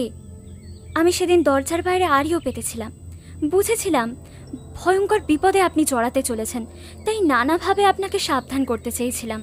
চিত্রভানু নামটা আগেই অরিন শুনেছিল সুবীর স্যারের কাছে, তাই ঈষৎ মাথা নেড়ে বলল, সবই তো বুঝলাম, কিন্তু আপনি... হ্যাঁ, আমিও চাই আমার বাবাকে খুঁজে পেতে। হয়তো এই জঙ্গলে কোথাও আছে সে, কোনো গুহার মধ্যে। তাই এই সুযোগ আমি ছাড়তে চাইনি। আরও কিছু বলতে যাচ্ছিল অরিন, কিন্তু বিথিকা তাকে থামিয়ে দিয়ে বলল, এখন আর এখানে পড়ে থেকে লাভ নেই, আমাদের এখন ফিরে যেতে হবে। ম্যাপ ছাড়া এই দীর্ঘ ঘন জঙ্গলে কোথায় আর খুঁজে পাবেন সেসব, চলুন। চাপা এক দীর্ঘশ্বাস বের হয়ে এলো বিথিকার গলা থেকে। অরিনের ঠোঁটে খেলে গেল অদ্ভুত এক হাসি। তারপর মৃদুস্বরে বলল, যদি ম্যাপটা থাকে? বিথিকা অবাক হয়ে বলল, ম্যাপ? ম্যাপ কোথায় পাবেন? অরিন ডান পায়ের জুতোটা খুলতে খুলতে বলল, ফোন থাকলে বের করুন। বিথিকা মন্ত্রহিতের মতো বের করলো ফোনটা, আর অরিন ডান পাটা তুলে ধরল বিথিকার সামনে। বিথিকা অবাক হয়ে দেখল উল্কি আঁকার মতো অরিনের পায়ের তলায় আঁকা রয়েছে ম্যাপটা। বিথিকা চোখ বড় বড় করে তাকালো অরিনের দিকে। অরিন মৃদু হেসে বলল, চিত্রভানুর বংশধরে কি শুধু খেলা দেখাবে? বলভদ্রের বংশধর কি কিছুই দেখাবে না? পৌলমী আর সুবীরবাবুকে আমি পুরোপুরি কখনোই বিশ্বাস করতাম না। যখন ফেলে আসা মোহরটা আনতে যাই তখন সন্দেহটা আরও গাঢ় হয় আমার। যে সময় সুবীরবাবুর শরীর খারাপের নাটক করেছিল সেই সময় আমি গোপনে মোবাইলে এটা তুলি। তারপর যারা উল্কি আঁকে তাদের দিয়ে আঁকাই। আসলে কি জানেন, পুঁথির শেষ পাতায় লেখা ছিল বিশেষ একটি কথা। কি কথা? অবাক হয়ে জিজ্ঞাসা করল বিথিকা। বিশ্বাসঘাতকতার শাস্তি শুধুই মৃত্যু। আর এই কথাটা আমাকে নাড়িয়ে দেয় দারুণভাবে। আমার মনে হয় রাজকন্যা চন্দরার মৃত্যুর কারণ এমন কিছুই। বেশ, এখন চলুন এখান থেকে, নীলমাধবকে তো আবার উদ্ধার করতে হবে। অরিন জুতোটা পরে উঠে পড়ল, তারপর পা বাড়ালো সামনে। বিথিকা দ্রুত এগিয়ে এসে দৃঢ় মুঠোয় ধরল অরিনের হাতটা। অরিন এক মুহূর্ত অবাক হয়ে তাকালো বিথিকার দিকে, তারপর বিথিকার হাতটা শক্ত মুঠোয় ধরে পা বাড়ালো সামনের দিকে। পূর্বোল্লেখিত সেই ঝর্ণা আর রহস্যময় গুহার সামনে যখন তারা এলো তখন আলোর আঁচ মরে এসেছে। মাঝে একবার একটা গাছের তলায় বসে খেয়েছিল দুপুরের খাবার। তারপর ঘণ্টাখানেক বিশ্রাম নিয়ে টানা হেঁটে পৌঁছেছে এখানে। বিথিকা একটু থামলো দম নেবার জন্য। অরিনও একটু দম নিয়ে বলল, আজকে রাতটাকে এই গুহায় কাটিয়ে কাল সকালে রওনা দেবো। কারণ ম্যাপটা বলছে এই ঝর্ণাটা পেরিয়ে আরও কিলোমিটার 2 ঈশান কোণ ধরে গেলে পাওয়া যাবে সেই রহস্যময় গুহা যেখানে ঘুমিয়ে আছে নীলমাধব। বেশ, তবে তাই হোক, কিন্তু ওই শয়তান দুটো যদি আবার আমাদের আগে। বলেই বিথিকা ছুটিতে অরিনকে টেনে নিল। অরিন কিছুটা হতমম্ব হয়ে তাকালো বিথিকার দিকে। বিথিকা চাপা স্বরে বলল, ওই দেখো সামনে। অরিন তাকালো সেই দিকে, আর তাকাতেই নড়ে উঠল কিছুটা। চিবুক কঠিন হয়ে গেল আপনা থেকে। বেশ কিছুটা দূরে ডান দিকের রাস্তার ধারে হেঁটে চলেছে পৌলমী আর সুবীরবাবু। সুবীরবাবুর গায়ে এখন আর খদ্দেরের চাদরটা নেই, অবশ্য তার দরকারও নেই। এখন লুকোচুরি খেলা তো শেষ। বিথিকা চাপা স্বরে বলল, আসুন আমার সাথে। দুজনে পা টিপে টিপে অনুসরণ করল পৌলমীদের। পাথরের জঙ্গল ভেঙে বেশ কিছুটা যাওয়ার পরই দেখতে পেল ভাঙা চোরা সেতুটাকে। পৌলমী আর সুবীরবাবু এগিয়ে উঠল সেতুটায়। সেতুটা ক্যাঁচ ক্যাঁচ শব্দ করে উঠল, আর একটু হলেই সুবীরবাবু পড়ে যাচ্ছিলেন। পৌলমী দ্রুত ধরে নিল তাকে। সেতুটা আবার দুলে উঠল প্রবলভাবে। বিথিকা মাটি থেকে পাথরের একটা টুকরো তুলে প্রবল আক্রোশে ছুটতে গেল ওদের লক্ষ্য করে, কিন্তু অরিন ঝড়ের বেগে চেপে ধরল বিথিকার হাত। বিথিকা চাপা গর্জনে বলল, আরে ওরা আগে পৌঁছে গেলে মাধবের মূর্তি হাতিয়ে নেবে। পারবে না, দৃঢ় স্বরে বলল অরিন। পারবে না কেন? কাটা কাটা স্বরে বলল বিথিকা, কারণ বলভদ্রের পুঁথি, ওদের যেতে দাও। বিশ্বাসঘাতকের শাস্তি শুধুই মৃত্যু। বিথিকা নীরব এক দৃষ্টিতে তাকিয়ে রইল অরিনের দিকে এক মুহূর্ত, তারপর পাথরের টুকরোটা ফেলে দিল মাটিতে। পৌলমী আর সুবীরবাবু টলমলভাবে সেতুটা পেরিয়ে যাওয়ার পর বেশ কিছুক্ষণ নিঃশব্দে দাঁড়িয়ে রইল দুজনে। অরিন ভারী স্বরে বলল, চলো এবার যাওয়া যাক। বিথিকা নীরবে অনুসরণ করল অরিনকে। অরিন আর বিথিকা পা রাখল বহুদিনের অব্যাহত ভাঙা চোরা সেতুটায়। সেতুটা দুলে উঠল একটু, একই রকম ক্যাচ ক্যাচ শব্দ করে। খুব সাবধানে একটা একটা পা ফেলে এগিয়ে চলল অরিন আর বিথিকা জরাজীর্ণ পাটাতন ধরে। হঠাৎ পাটাতনের একটা কাঠ অচাং শব্দ করে ভেঙে পড়ে গেল তীব্র বেগে ছুটে চলা ঝর্ণা স্রোতটার মধ্যে, আর বিথিকার শরীরটাও ঢুকে গেল সেই পাটাতনের ফাঁকে। ভয়ের একটা আর্তনাদ বেরিয়ে এলো বিথিকার মুখ থেকে। অরিন প্রায় ঝাঁপিয়ে ধরল বিথিকার হাতটা। প্রবল বেগে দুলে উঠল সেতু। এক মুহূর্ত দমবদ্ধ করে অরিন ধরে রইল বিথিকার হাত। অরিন নিজের শায়িত দেহটা পেছনে ঘষতে ঘষতে টেনে তুলল বিথিকাকে। প্রবল ক্যাচ ক্যাচ আওয়াজ তুলে দুলতে লাগলো সেতুটা। মনে হলো এক্ষুনি বুঝি ভেঙে পড়বে সব সত্য নিয়ে। সেতু একটু স্থির হলে উঠল দুজনে। তারপর একটা একটা পা ফেলে অতিক্রম করল সেতুর বাকি অংশ। পাথরে মাটিতে পা দিয়ে থামল অরিন একটু। যে দমটা এতক্ষণ তার গলায় আটকে ছিল তা যেন শ্বাসের আওয়াজ তুলে বের হয়ে এলো। বিথিকা কান্না ভেজা চোখে জড়িয়ে ধরল অরিনকে। অরিন একবার মৃদু হাত বোলালো তার মাথায়। তারপর বিথিকার মুখটা হাতে তুলে ধরে বলল, শোধবোধ হয়ে গেল কিন্তু। ঈশান কোণ ধরে এগিয়ে চলল দুজনে দ্রুত পায়ে। অন্ধকার নামতে শুরু করেছে।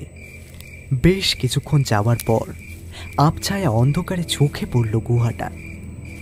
চলার বেগ তারা বাড়িয়ে দিল। আরও কিছুটা যেতেই মশালের লালচে আলোটা চোখে পড়ল। বিথিকা চাপা গলায় বলল, ওই যে শয়তান দুটো ঢুকছে গুহায়। অরিন এক মুহূর্ত স্থির দৃষ্টিতে দেখল মশালের আলোটাকে। তারপর এগিয়ে গেল বিথিকার হাত ধরে। গুহার মুখটা এসে থামল অরিন। বিথিকা ব্যাগ থেকে ধারালো ছুরিটা বের করে অরিনের হাতে দিয়ে বলল, এটা রাখো। চুপি চুপি নিঃশব্দে ঢুকল দুজনে। গুহাটার ভেতরে পাথরের সিঁড়ি ভেঙে এগিয়ে গিয়ে দেখল একটা ছোট্ট সিঁড়ির ধাপে পৌলমী মশালটা ধরে দাঁড়িয়ে আছে। পাশে দাঁড়িয়ে আছে সুবীরবাবু। যতটা সম্ভব অন্ধকারে মিশে দুজনে অপেক্ষা করতে লাগলো। সুবীরবাবু একবার সামনের দিকে তাকিয়ে নিচের মেঝেতে পা দিলে, আর সাথে সাথে ভয়ঙ্কর বেগে কেঁপে উঠল পাথরের দেওয়ালগুলো। ধাতব কিছুর ঝনঝন শব্দ হলো, আর অরিন অবাক হয়ে দেখল পাথরের দেওয়াল জুড়ে সার সারভাবে জেগে উঠেছে ধারালো অস্ত্র। পৌলমী ধমক দিল, আগেরবার ওই একই ভুলে হাতটা কাটা গিয়েছিল আপনার, এবারও তাই চান নাকি? অরিন বুঝতে পারল কেন তখন সুবীরবাবু বলেছিলেন হাত নীলমাধবের পায়ে দিয়ে এসেছেন। তার মানে এরা আগেই এখানে এসেছিল, কিন্তু ছড়াটা সূত্রটার জন্য সফল হতে পারেনি। এখন অরিন বুঝতে পেরেছে কেন এত লুকোচুরি, কেন এত ডাকাডাকি। আবারও অরিনের ঠোঁটের কোণে খেলে গেল সেই অদ্ভুত রহস্যময় হাসি। হঠাৎই বিথিকার গায়ে লাফিয়ে পড়ল ছুঁচো জাতীয় কিছু, আর বিথিকা ও মা গো, এটা কি বলে ভয় চিৎকার করে ঠেলা দিল অরিনকে। আর সেই ধাক্কায় অরিন গড়িয়ে পড়ল নিচে। হাতের ধারালো ছোড়াটাও ছিটকে গেল কিছুটা দূরে।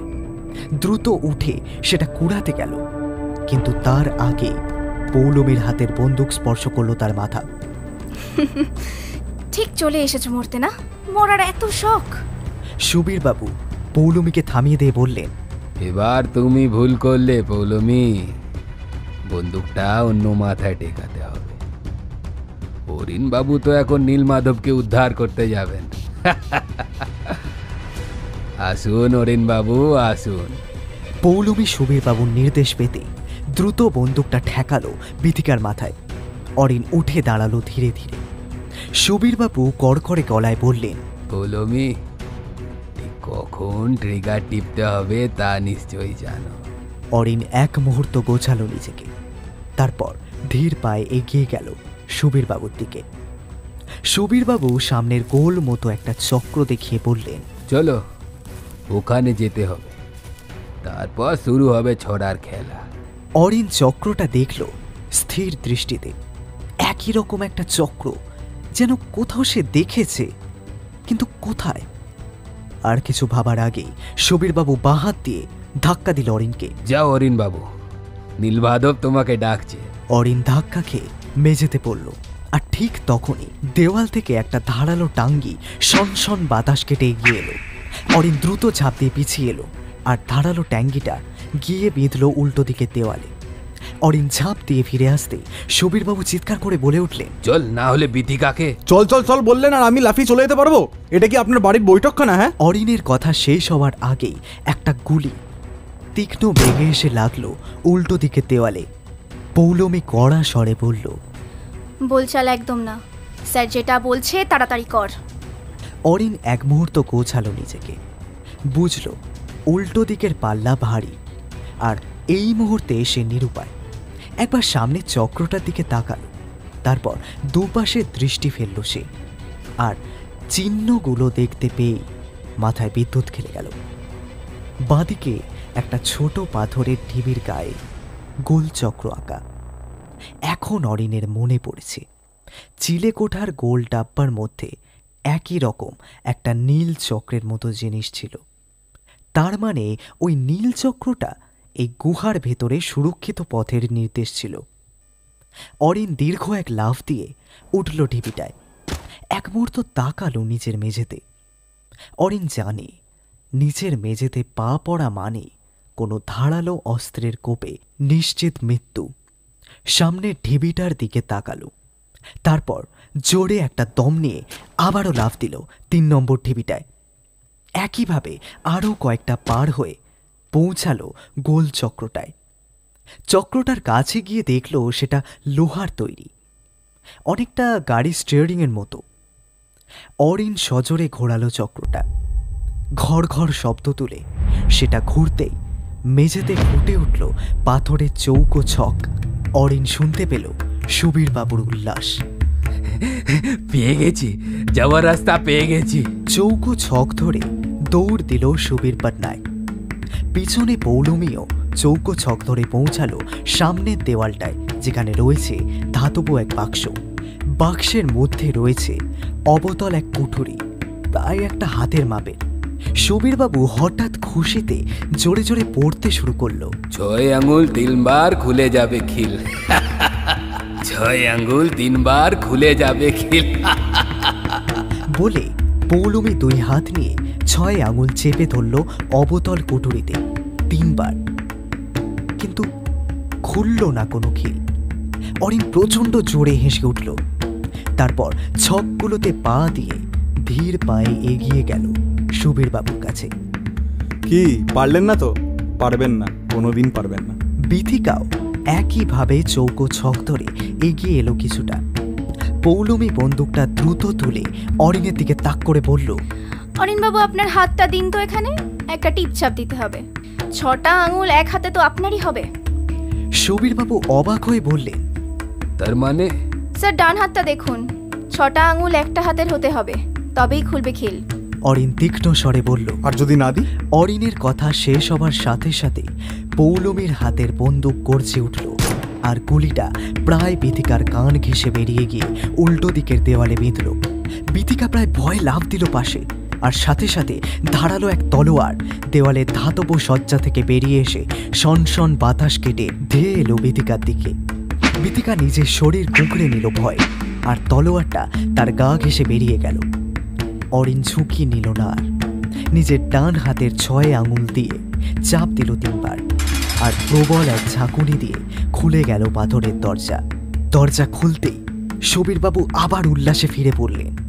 বাঁ হাতটাই ওপরে তুলে চিৎকার করে বললেন, এবার সোজাসুজি 7 পা, তাহলে নীলমাধবের অফুরন্ত রত্ন ভাণ্ডার। রত্ন ভাণ্ডার। দ্রুত 7 পা সোজা এগিয়ে গেলেন সুবীরবাবু, আর তখনই বেশ কয়েকটা তীর তীব্র বেগে এসে গেঁথে গেল সুবীরবাবুর বুকে।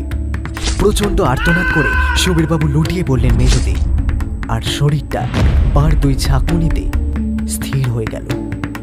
পৌলমী চিৎকার করে বলে উঠল, শয়তান, চালাকি মারছিস আমাদের সাথে, ভুল সূত্র দিয়েছিস, আমিও দেখি তুই। কথাটা শেষ হবার আগে পৌলমী চুলের মুঠিতে হ্যাচকা এক টান খেল।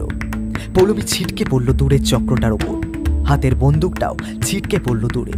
পৌলমী ঝটিতে উঠতে গেল, আর দেওয়ালে সজ্জিত অস্ত্র থেকে একটা ধারালো কুঠার এসে ছিন্ন করল পৌলমীর মাথা।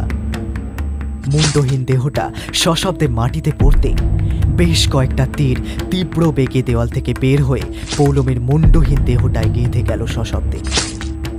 অরিন খেয়ালই করেনি কখন বিথিকা নিঃশব্দে এগিয়ে এসেছে। পৌলমীর রক্ত স্নাত দেহটার দিকে তাকিয়ে বিথিকা বলল, বলভদ্র দেখছি নীলমাধব আর রত্নভাণ্ডারকে রক্ষা করার জন্য সব রকম ব্যবস্থাই করে গেছেন। অরিন মাথা নেড়ে বলল, এটা সম্ভবত আরো আগে তৈরি। আমার বিশ্বাস এটাকে সুরক্ষিত করেছিলেন যিনি নীলমাধবকে এখানে রেখে গেছেন। অবশ্য আমি ভুলও হতে পারি, তবে চন্দরার মৃত্যু বলছে যদি সে বিশ্বাসঘাতকতা না করে থাকে তাহলে এরকমই কোনো বিষাক্ত তীরে তার মৃত্যু হয়েছে। আবার বলভদ্রর হাতেও হতে পারে। যাই হোক, এসব নিয়ে এখন আর আমাদের আলোচনা করে কোনো লাভ নেই। বিথিকা মাথা নেড়ে বলল, ঠিকই বলেছ, সেসব কোনো ঐতিহাসিক বা প্রত্নতাত্ত্বিকরা খুঁজে বের করবে। এখন আমাদের দ্রুত নীলমাধব আর রত্নভাণ্ডার খুঁজে বের করতে হবে। কে জানে আদৌ আর কোনো মৃত্যুফাঁদ এখানে আমাদের ঘিরে রয়েছে কিনা। অরিন হ্যাঁ সূচক মাথা নেড়ে বলল, ঠিক আছে, চলো নীলমাধবকেই আগে উদ্ধার করি, তাকে জাগাবার সময় হয়ে গেছে। বলে অরিন পা বাড়াতে গেল। বিথিকাও যোগ দিল। 7 পা সোজাসুজি। অরিন বলল, না, 7 পা আড়াআড়ি। কবিতার ভুলটা ইচ্ছাকৃত। বলেছিলাম না, বিশ্বাসঘাতকের শাস্তি মৃত্যু। অরিন আড়াআড়ি 7 পা গিয়ে দাঁড়ালো। আর দাঁড়াতে দেখতে পেল সামনে চৌকো পাথরটায় আঁকা শঙ্খ, চক্র, গদা, পদ্ম। এক মুহূর্ত ভাবল অরিন, তারপর হাঁটু গেথে মাথা ঠেকালো সেখানে। আর সাথে সাথে দেওয়াল জুড়ে উদ্ভাসিত হলো নীলমাধবের মূর্তি। সোনার স্তূপ আর পাথরের উজ্জ্বলে ভরে গেল গুহার ভেতর। বিথিকা ধীর পায়ে এগিয়ে গেল সেদিকে। রাশি রাশি সোনা দুহাতে তুলে ধরল বিথিকা। ঝনঝন শব্দে ভরে গেল চারপাশ। অরিন এগিয়ে গেল নীলমাধবের মূর্তির দিকে। কি অপূর্ব মূর্তি, চোখ ফেরানো যায় না। বিথিকা পিঠের ব্যাগের মধ্যে দুহাতে ভরতে শুরু করলো সোনা, হিরে, দামি পাথর। অরিন নীলমাধবের মূর্তির দিকে তাকিয়ে বলল, এ তো বিরাট মূর্তি, নিয়ে যাব কিভাবে? তার চেয়ে উড়িষ্যা সরকারকে ইনফর্ম করলে। এ কি বিথিকা, ওগুলো কি করছো? এসব আমাদের নয়। কেন এতটা পথ আমরা এভাবে ঝুঁকি নিয়ে এসেছি? যদি এই মৃত্যুফাঁদে আটকে যেতাম, উদ্ধার করতো ওই ওড়িশা সরকার। তবুও এটা রেখে দাও, কড়া স্বরে বলল অরিন। একটু বাস্তববাদী হও। সরকার এর জন্য সামান্য কিছু পুরস্কার ধরিয়ে দেবে, কয়েকজন রিপোর্টার হে হে করে ফটো তুলবে, আর তারপর তুমি আমি আঙুল চুষবো। তীক্ষ্ণ স্বরে বলল বিথিকা। অরিনের চিবুক কঠিন হয়ে গেল। বিথিকা প্লিজ আমার কথাটা শোনো। আমি কথা দিচ্ছি তোমাকে আমি অনেক সুখে রাখবো। থাকতে চাও না তুমি আমার সাথে? বিথিকা গভীর দৃষ্টি নিয়ে তাকালো অরিনের দিকে। অরিন বিথিকাকে বুকে টেনে নিল। এই নীলমাধবের সামনে কথা দিচ্ছি, তোমাকে কখনো কষ্ট পেতে দেব না। বিথিকা ব্যাগটা নিঃশব্দে নামিয়ে দিল। তারপর গভীর আবেগে জড়িয়ে ধরল অরিনকে। ভাঙা সেতুটা আবারও চরম ঝুঁকি নিয়ে পার হলো অরিন আর বিথিকা। সেতুটা পার হয়ে একটু থামলো বিথিকা। কাতর স্বরে বলল, একটু ওই টিলাটায় বসি, দম ফুরিয়ে গেছে গো। বলে হাতে ধরা ছুরিটা দিয়ে কয়েকটা গাছের ডাল কেটে পরিষ্কার করলো জায়গাটা। অরিনও হাতের মশালটা মাটিতে গেঁথে একবার চারপাশ দেখে বসলো মাটিতে পা ছড়িয়ে। বিথিকা অরিনের মুখের দিকে তাকিয়ে কাতর স্বরে বলল, অরিন, সত্যি আমায় সুখে রাখবে তো? মশালের লালচে আলো এসে পড়েছে বিথিকার মুখে। সেদিকে তাকিয়ে এক মুহূর্ত স্থির হয়ে গেল অরিন। মনে মনে ভাবল, যে কয়েকদিন আগেও অপরিচিত ছিল সে আজ তার জীবনের বড় একটা অংশীদার। তাই গভীর স্বরে বলল, নীলমাধবের সামনে কথা দিয়েছি, বিশ্বাসঘাতক হব কি করে? তাহলে যা চাইবো দেবে? হ্যাঁ বলো। তোমার ডান পাটা আমাকে দাও। শানিত ছুরির ফলার মতো কথাটা ছুঁড়ে দিয়ে ধারালো ছুরিটা নিয়ে তীব্র বেগে চালিয়ে দিল অরিনের গলাটা লক্ষ্য করে। রক্ত ফিনকি দিয়ে বের হয়ে এলো সেখান থেকে। অরিন 2 হাত দিয়ে চেপে ধরল গলাটা। ধারালো ছুরিটা দিয়ে কেটে নিল অরিনের ডান পাটা। অরিন যন্ত্রণায় কুঁকড়ে গেল। বিথিকা হিংস্র দৃষ্টি ফেলে বলল, ম্যাপটা না হয় আমার কাছেই থাক। আমার বাবা এটার কারণে হারিয়ে গেছে এই জঙ্গলে কোথাও। হয়তো আর এখন পেছেও নেই। আর কি ভেবেছ আমি সত্যিই বাবাকে খুঁজতে এসেছি? আর এই পরিকল্পনা হোটেলে আমি ওদের কথাবার্তা শুনেই করেছিলাম। পরে তুমি আসতে সেটা আরও নিশ্চিত করি। আর আমি এসব ছেড়ে চলে যাব ভাবলে কি করে? তাছাড়া ভানু প্রতাপের অধিকার ছিল এতে। বলতে বলতে বিথিকা মশালটা তুলে সেতুর দিকে পা বাড়ালো। অরিন বাধা দিতে চাইল বিথিকাকে, পারল না। গলা দিয়ে তার কোনো শব্দ বের হলো না। নিজের শরীরটাকে টেনে হিঁচড়ে নিয়ে গেল অরিন সেতুর দিকে। রক্ত গড়িয়ে চলল স্রোতের মতো। আরও একবার আকুল স্বরে ডাক দিতে চাইল অরিন বিথিকাকে, বিথিকা এমন লোভ করো না। কিন্তু কথাটা তার গলাতেই আটকে গেল। অরিনের চোখ ভরে যেতে লাগলো চাপ চাপ ধোঁয়ায়। আবছা চোখে দেখলো কেমন করে বিথিকা টলমলো পায়ে মশালটা হাতে নিয়ে সেতু পেরিয়ে চলছে। হাতের কাছে পড়ে থাকা একটা পাথরের টুকরো নিয়ে ছুঁড়ে মারতে চাইলো অরিন বিথিকাকে, কিন্তু পারল না। পাথরটা সশব্দে পড়ে গেল সেতুটায়।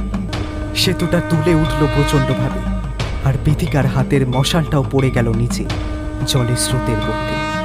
অরিন নিজের শরীরটা নিয়ে ঝাঁপ দিল ভাঙাচোরা সেতুটায়, আর সেতুটা দীর্ঘ এক আওয়াজ তুলে ভেঙে পড়ে গেল নিচের স্রোতের মধ্যে। মহিলা কণ্ঠের তীক্ষ্ণ এক আর্তনাদ অন্ধকারে মিশে গেল একটু একটু করে। নিচের জলে ভারী কিছু পড়ার শব্দ হলো একটা। অরিন বুঝল তার শরীরটা একটু একটু করে নিচের দিকে নেমে যাচ্ছে। মনে মনে বলল সে, বলেছিলাম না বিশ্বাসঘাতকের শাস্তি মৃত্যু। কিন্তু আমিও কি বিশ্বাসঘাতক? কি বিশ্বাসঘাতকতা করেছি? নীলমাধবের সামনে দেওয়া কথা কি আমি রাখতে পারলাম না? প্রশ্নের উত্তরটা পাওয়ার আগে অরিনের প্রাণহীন দেহটা সশব্দে পড়ে গেল জলের স্রোতে। দারিংবাড়ির এই ঝর্ণার তীব্র স্রোত ভাসিয়ে নিয়ে চলল দুটো শরীরকে রাতের অন্ধকার চিরে সাগরের দিকে। শুধু বহু দূরে কোনো এক রহস্যময় গুহায় আবারও ঘুমিয়ে পড়ল নীলমাধব। কেউ কি জাগাবে তাকে আর কোনোদিন? আপনারা শুনছিলেন হেমন্ত দত্তের কলমে নীলমাধবের গুপ্তধন। কেমন লাগলো আজকের নিবেদন? গল্পটি যদি আপনাদের ভালো লেগে থাকে তবে লাইক, শেয়ার ও সাবস্ক্রাইব করতে ভুলবেন না। কিন্তু সঙ্গে থাকুন, ফিরছি আবার এক রোমাঞ্চকর